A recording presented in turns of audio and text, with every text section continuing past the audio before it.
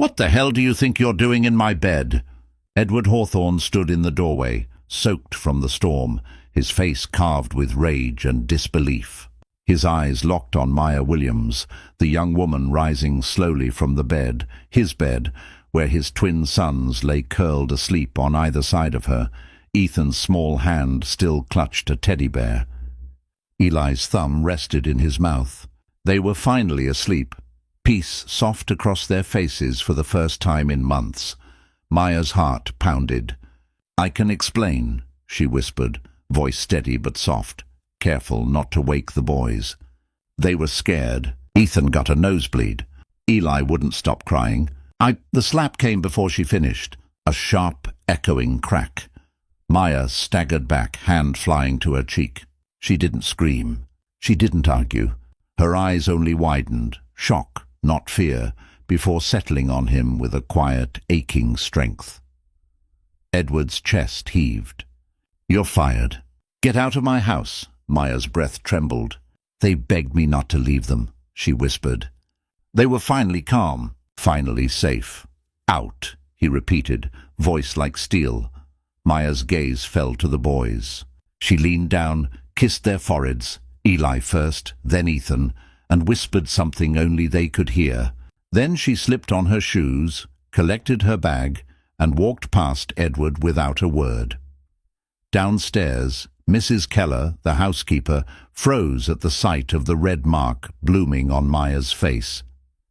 Maya only said, "Please tell them I didn't mean to scare anyone." Then she stepped out into the rain. Upstairs, Edward stood staring at the bed. The room was too quiet now, eerily still. He glanced at the twins again. They were both asleep, not tossing, not crying, not sweating through nightmares, just asleep.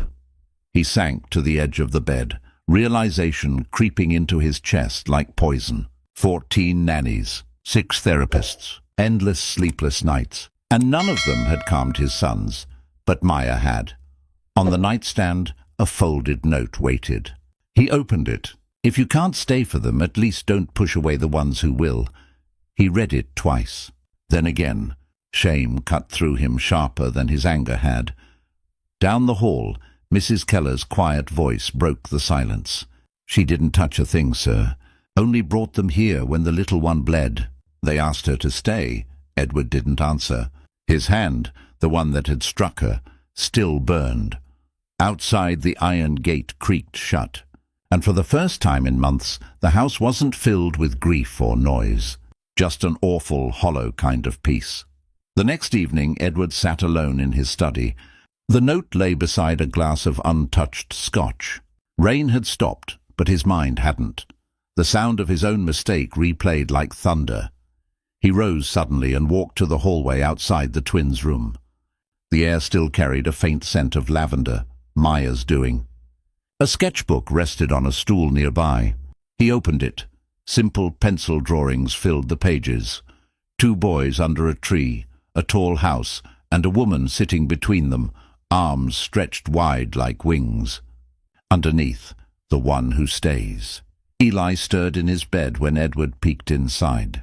No cries, no fear. He closed the door quietly. By morning, regret had hardened into resolve. He found Mrs. Keller in the kitchen folding napkins. "She's gone," he said. "I know," she replied. "I made a mistake. You don't say." "She was in my bed. She was in your room," Keller corrected. "Because the boys wouldn't sleep anywhere else." "You weren't here. I was. I heard them beg for her." Edward exhaled, voice breaking. "I know what you thought," she said, softer now. "But you weren't thinking." Silence. He looked toward the empty chair where Maya had sat at lunch just yesterday. "I need to find her." Keller nodded. Her letter had a return address. Georgia. Edward was already moving before she finished the sentence. At the train station, Maya sat alone on a bench, coat wrapped tight against the chill. Her cheek still ached where his hand had landed, but the deeper pain sat behind her ribs, the kind that comes from being thrown away for doing the right thing. She hadn't cried when he yelled.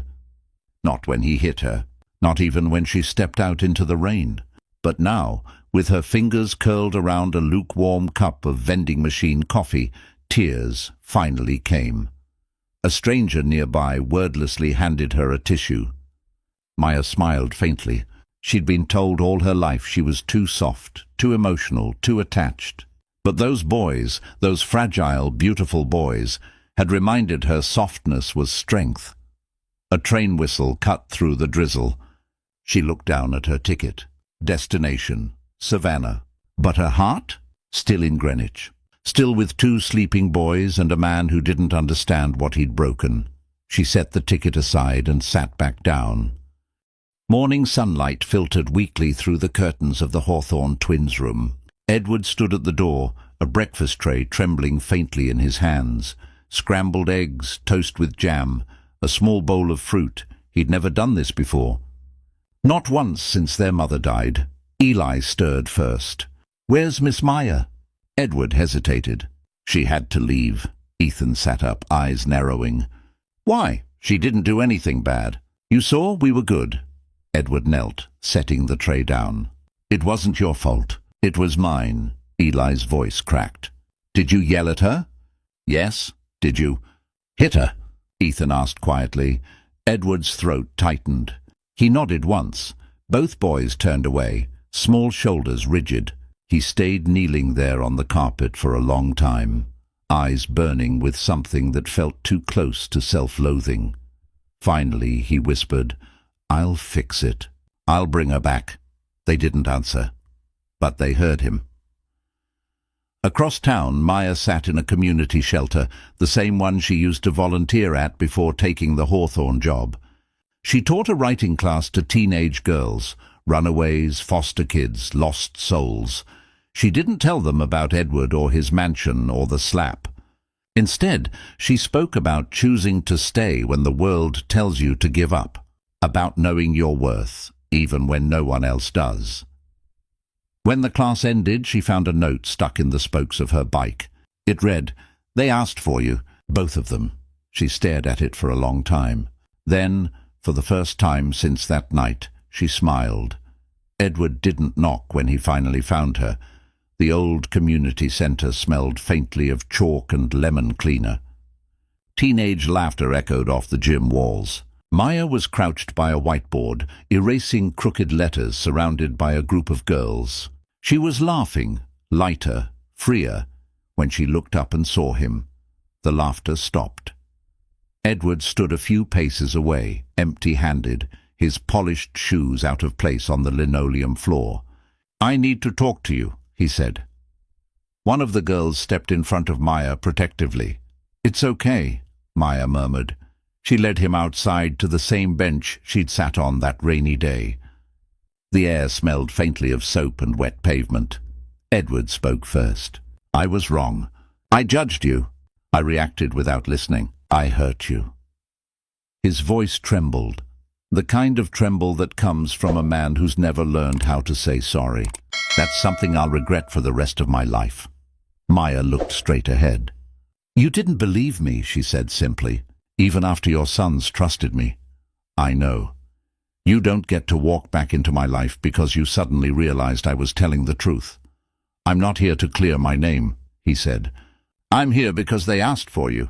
Not a nanny, you." That stopped her. She exhaled. "How are they?" "Quiet," he said softly. "Too quiet. That's not peace," she said. "That's a wound closing without healing." He stared at his hands. "I want to fix this." "You can't fix it," she said, standing. "But you can start." He rose too. "Come back," she turned to him.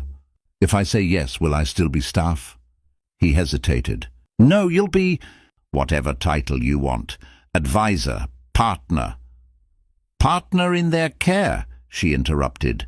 He nodded, a faint blush on his face. "I have conditions," she said. "Of course. First, no cameras in the children's rooms. There aren't any." "There were," she said. "Last month. One of the nannies told me." He frowned. "They were for safety.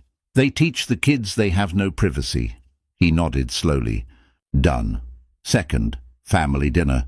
Every night, no phones. No business," he swallowed. Agreed. Third, we rewrite the house rules together. With them. They're 5, he said weakly. They're people, she replied. He almost smiled. Anything else? Yes, she said, stepping closer. The next time you raise your hand to someone who doesn't deserve it, anyone, I'm gone. And I won't come back. He nodded, eyes heavy. Understood. Maya picked up her bag. I'll see them in the morning. Do you want a ride? I'll take the bus, she said. You'll see me when I'm ready. Maya, he called as she turned away. Thank you. She didn't look back. Don't thank me yet. We're starting over, Mr. Hawthorne, and this time I'm not walking on eggshells.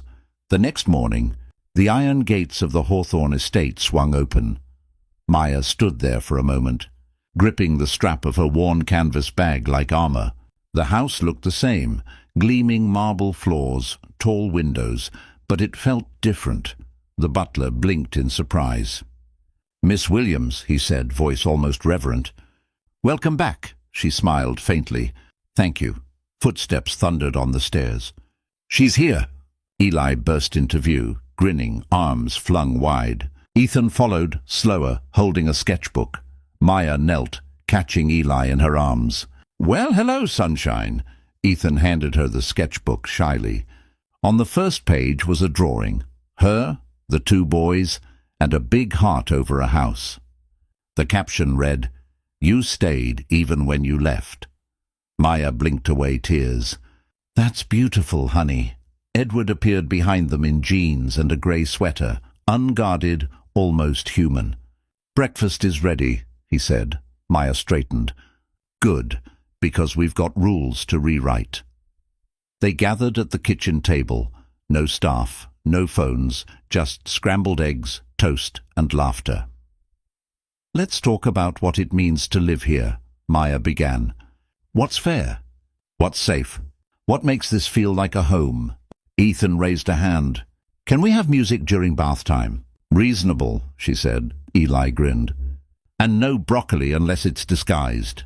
Edward coughed a laugh. Disguised. In cheese, Eli said. Maya smiled. We'll keep a list. She looked at Edward. And we all follow the rules. Even the grown-ups. He nodded solemnly. Understood.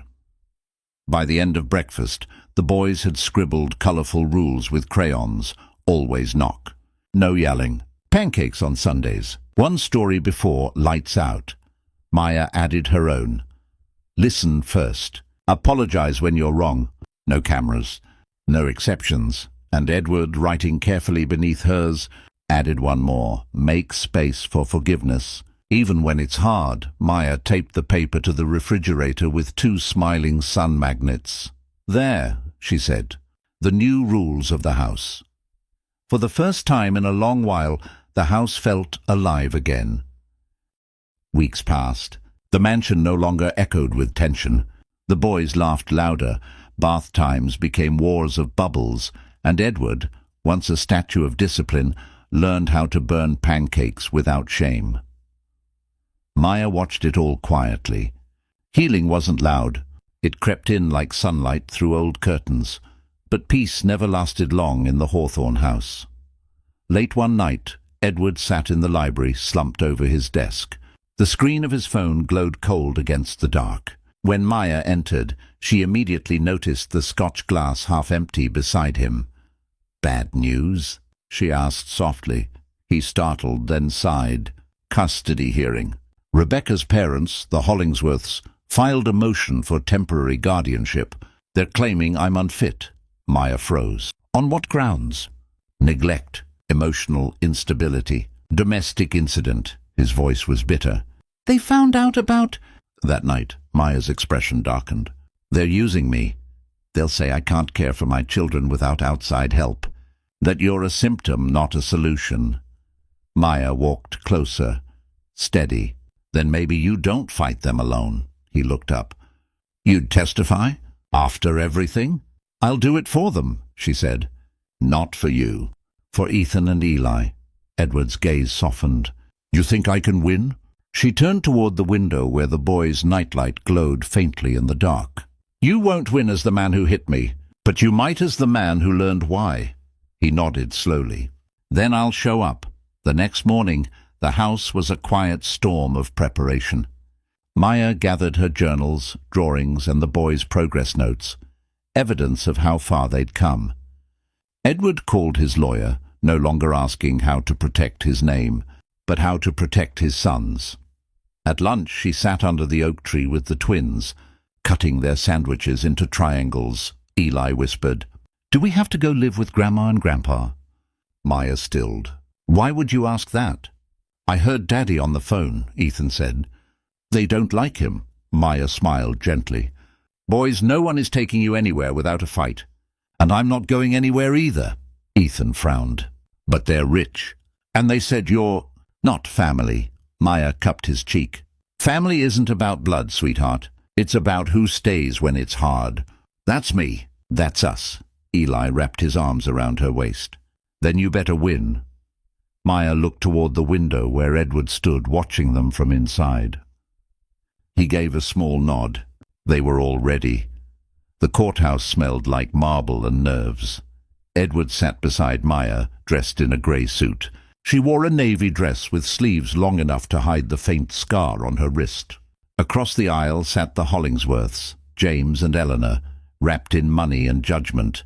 Eleanor's pearls gleamed under the courtroom lights. "We only want what's best for our grandchildren," she told the judge. "Their father is unstable.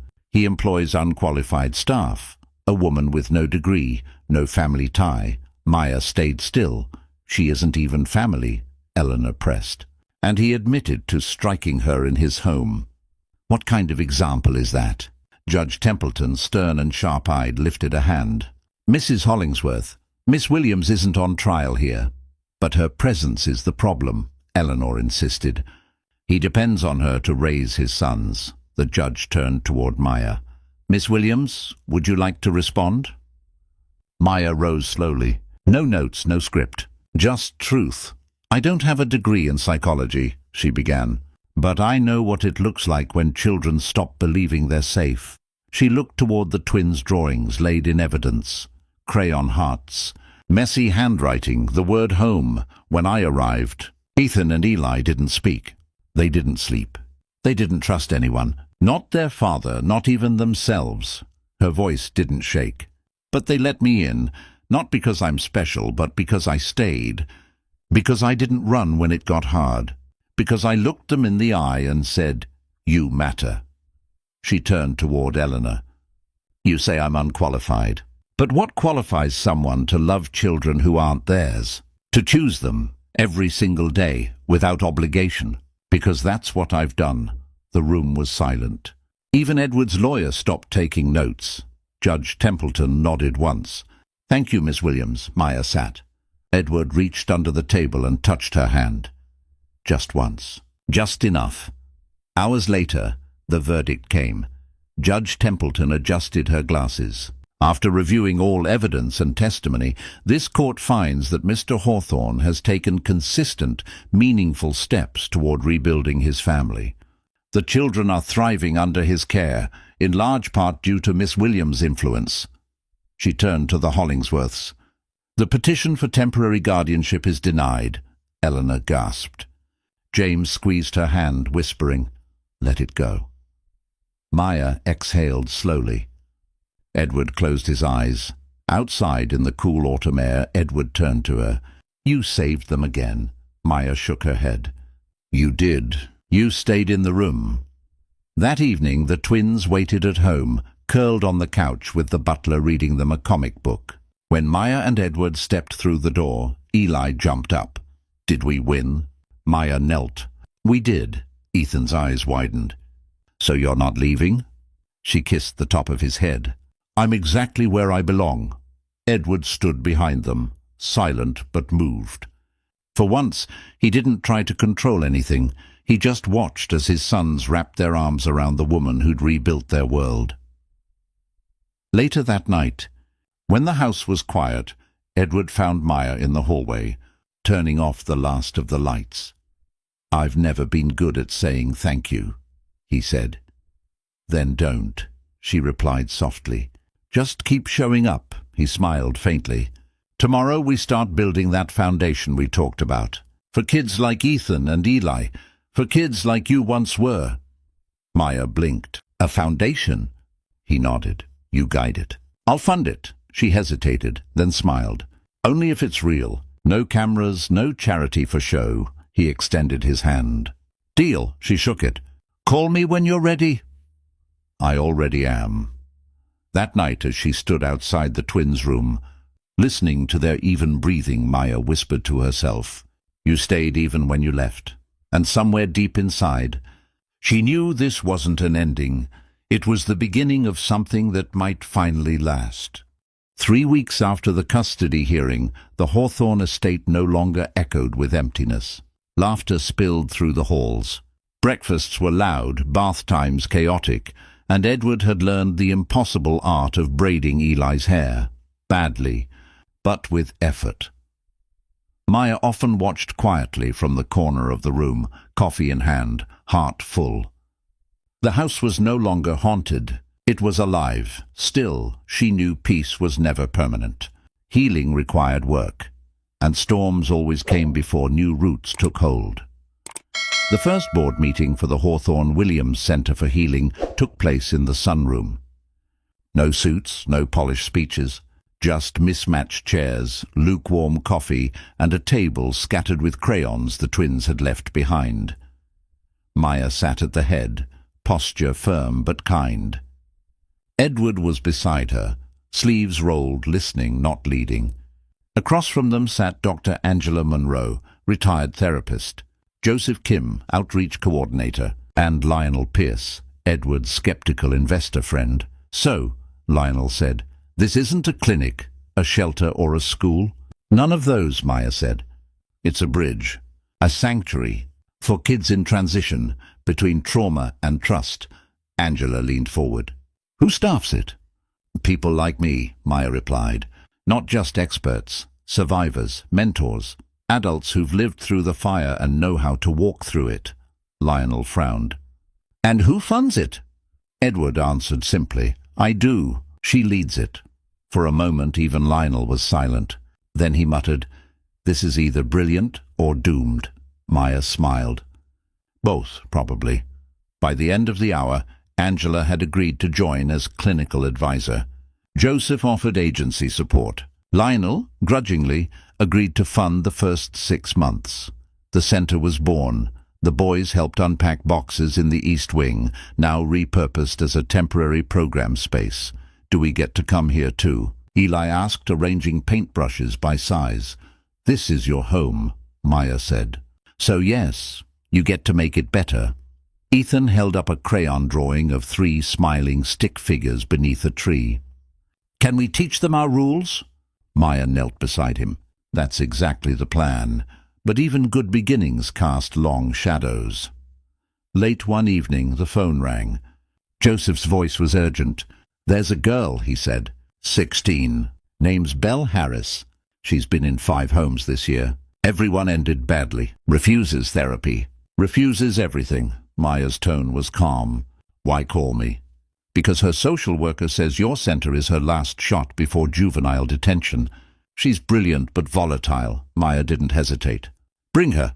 Belle arrived the next morning with a duffel bag, combat boots, and a silence sharp enough to cut glass. Her hair was cobalt blue. Her stare, defiant. When Maya offered her a tour, she shrugged. I'm not staying. That's okay, Maya said evenly. You don't have to want healing for it to start. That earned her the faintest flicker of surprise. By evening, while other teens played games, Belle sat alone in the art room, sketching with fast, furious strokes. Maya entered quietly. Mind if I sit? Belle didn't look up. Free country. Maya sat on the floor beside her and pulled out her own notebook. She began sketching, messy, clumsy lines, a tree that leaned sideways. Minutes passed in silence. Finally, Belle asked, Why are you even doing this? This? Maya asked. All of it. The kids, the house, the pretending. Maya paused, pencil still. Because I used to be the kid no one knew what to do with. And someone chose to see me anyway. Belle looked up just for a second. "You only get one shot." "I know," Maya said softly. "That's why I don't waste it." Days turned into weeks. Belle didn't transform overnight, but the walls began to crack. She stopped cursing at dinner. She joined a group hike, though she walked at the back. And once, just once, she laughed. Edward noticed it before Maya did. "You see how she watches you?" he said one night, folding linens beside her. "She's cautious." "She's attached," he corrected. "And that's dangerous," Maya frowned. "You think I'm making the same mistake I made with your boys?" "I think you give too much," Edward said quietly. "And if she leaves—" "She won't," Maya interrupted. He met her eyes. "They always leave, Maya. You said that once." She looked down at her hands, remembering her own words. "Then maybe this time we don't let her." The center's first retreat weekend arrived under warm lantern lights. Teens gathered in the garden, sharing laughter, stories, fragments of pain. Maya stood beneath the oak tree, her voice calm. Healing doesn't always mean forgetting. Sometimes it means remembering without breaking. Belle lingered in the shadows, arms crossed. Then, as if pulled by something unseen, she stepped forward. "You talk too much," she muttered. Maya smiled. "So I've been told." Belle looked down. "I used to draw birds. Before everything went bad." "Then draw them again," Maya said gently. "Here, you can start over." For the first time, Belle nodded. That night, long after lights out, there was a soft knock on Maya's door. Belle stood there, hoodie sleeves pulled over her hands. "I don't want to go back," she whispered. "Not to the group home. Not anywhere else. This place. It doesn't feel fake." Maya stepped forward, placing a steady hand on her shoulder. "Then stay. Let's find a way to make this home." Belle's chin trembled. "You really think I can?" Maya smiled. "I don't think. I know." The next morning, Edward found Maya outside watching the sunrise. Belle's laughter echoed faintly from the garden. "She's changing," he said. "So am I," Maya replied. Edward looked at her, really looked at her, and for the first time, he saw what she'd built. Not just a center, but a living promise. He said quietly, "You turned this house into something holy." Maya smiled faintly. "No, the people did. I just stayed long enough to see it." It began with a headline, "Local Millionaires Foster Program Under Scrutiny, Improper Staffing, Oversight Failures." The words flickered across Maya's phone like static. Anonymous sources, baseless accusations, and her photo, blurred but recognizable, beside the headline, "Maya Williams, Guardian or Gamble." Edward slammed his fist against the table. "This is a smear campaign. Someone's trying to bury us." Maya stayed quiet, reading the article again and again until the letters blurred. "Then let them talk," she said. "We'll keep doing the work." But by morning it wasn't just gossip.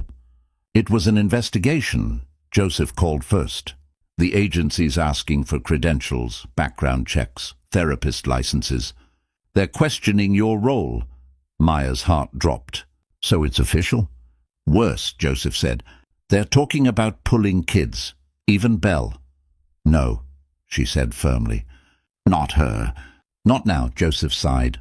"You need to fight back, but quietly. Don't feed the fire." When she hung up, Edward was already in the doorway. "They're coming for us." "I know." "Then we don't wait." He opened his laptop. "We'll hire auditors, compliance experts. Transparency is our weapon." Maya nodded, but her mind spun. Something about this wasn't random, and then she saw it. Belle's intake file. One signature, wrong. The listed social worker didn't exist. The document had been forged. Within hours, Maya called an emergency meeting. Angela, Joseph, Lionel, and Edward gathered in the conference room. Maya laid the file on the table. "This is the weapon they're using. A planted forgery to make it look like we mishandled Belle's placement." Angela's brow furrowed. "If the audit catches this, they'll shut us down." Lionel crossed his arms. "Then we go public. Tell our story first." Maya hesitated. "Not our story. Belle's, Edward frowned. You'd put her in the spotlight? I'll ask her first, Maya said. No one decides for her again. That evening, she found Belle painting in the art room. A massive canvas of a bird tearing free from tangled ropes. They're trying to send me back, aren't they? Belle said without looking up. Maya nodded. I won't let them, but I need your help. Only if you say yes. Belle set down her brush. You told me I wasn't too much, that I mattered. You do. Then let's show them. The next day, the press gathered outside the gates of the Hawthorne Williams Center. Belle stood at the microphone, Maya and Edward behind her. Cameras flashed. My name is Belle Harris, she began. Her voice shook once, then steadied. I've lived in 10 homes in 4 years. I've been called unfixable, but here someone stayed. Someone saw me, she paused. I'm not a case number. I'm a girl who paints birds because I forgot how to fly, and now I'm learning again. Silence. Then applause. The story spread within hours. What followed wasn't easy. Reporters camped outside the gates. Anonymous critics resurfaced old wounds. But something else happened too. Letters arrived. One, handwritten, unsigned. You saved my daughter when I couldn't. Thank you. Maya read it 3 times, tears blurring the ink. Weeks later, the State Review concluded, no wrongdoing found. The investigation closed quietly, but the story didn't fade. It grew. The forged file became a symbol of how fragile good work could be and how fiercely it had to be protected. The next morning, Maya addressed the entire staff. We didn't build this place to look perfect, she said. We built it so kids who fall through the cracks have somewhere to land. We stay, always. The team rose one by one. We stay, they echoed. Winter came, wrapping the estate in white silence. The scandal was over, but its echo lingered. Maya stood by the window with a mug of tea, watching snow gather on the oak tree's branches. Edward joined her, envelopes of holiday cards in hand. You know, he said, we survived worse storms than this. She smiled faintly. Storms don't destroy roots. They test them. He reached for her hand. How are you? Maya looked out at the snow. Still learning to breathe without waiting for the next hit. He nodded. Then maybe it's time we stop hiding the scars. What do you mean? Show them. The world needs to see how broken things become beautiful again. Her eyes lit. A gallery. A space for every survivor. A hall of resilience. Done, he said. We'll build it. By spring the hall was ready. Paintings, poems, cracked pottery sealed with gold lacquer, stories of healing written in every medium. Children wandered through, whispering. The twins stood proudly beside their own contribution, 2 small golden stones labeled Brave and Stays. Maya spoke softly to the crowd. This is what healing looks like. Not perfection, but survival made sacred. Applause filled the room. Afterward, Belle approached, holding her journal. I want mine here too, she said. The first thing I wrote when I came. Maya hugged her. That's exactly what this place is for. Months passed. The center thrived. New families arrived, broken, hopeful, learning to rebuild. And Maya, once a temporary nanny, had become its quiet heart. One evening, under strings of soft lights, Edward knelt in the garden, planting a rose beside the oak tree's roots. This is our promise, he said. Maya knelt beside him. To keep tending it. Every week, he said, even when it's hard. They both smiled, the kind of smile born from survival, not luck. The twins ran up with flashlights, shining light on the rose. Mom, Ethan whispered, it's glowing. Edward looked at her. It is now. The next year the center expanded. Partnerships with Yale, new training programs, national interest. Maya's story became a model, not for perfection, but for presence. At a youth conference months later, she stood beside Belle on stage. Belle spoke first. I used to think my voice was the thunder before a storm. Dangerous. But someone showed me it could be music instead, Maya added. Healing doesn't happen in silence. It happens when someone stays. The crowd rose in applause that felt like sunrise. Later, at home, she sat with Edward on the porch while the twins chased fireflies across the lawn. The rose had bloomed, deep red, steady against the wind. Edward turned to her. "Would you marry me?" She laughed softly. "Only if you know I'm not perfect," he smiled. "Neither am I, but we're better together." They kissed beneath the oak tree, the same tree that had once watched over every storm, every apology, every beginning. And when the boys ran back, breathless and glowing, Maya whispered the words she had built her life on. "We stay. The world beyond might forget, but the house, the roots, and the people within them, they remembered." And that was enough. Every story leaves a mark. But some remind us that healing isn't about being unbroken. It's about choosing to stay when everything says run. Maya's journey proved one thing. Family isn't built by blood. It's built by those who show up and never stop fighting for you. Now it's your turn. What part of Maya's story hit you the hardest? Was it the moment she forgave, or the moment she refused to leave? Drop your thoughts in the comments. I read every single one. And if you believe that staying can change a life, don't forget to like, share, and make sure to subscribe for the next story that'll stay with you long after it ends.